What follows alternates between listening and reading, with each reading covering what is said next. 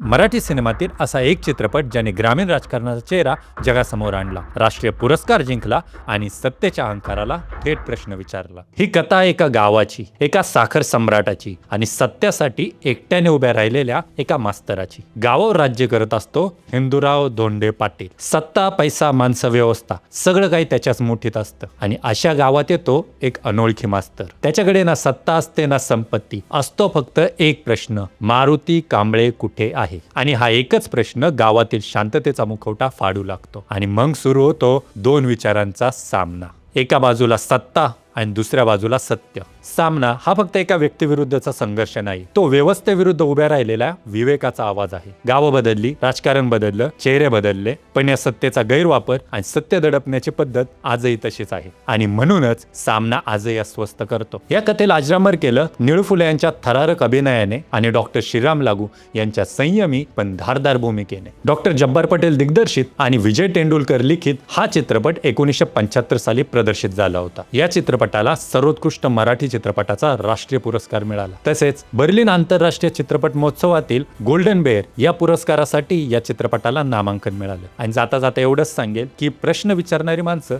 ही सत्तेला नेहमीच धोकादायक वाटतात। म्हणूनच सामना हा केवळ एक चित्रपट नाही, तर तो सत्य आणि सत्तेमधील संघर्षाचा आरसा आहे।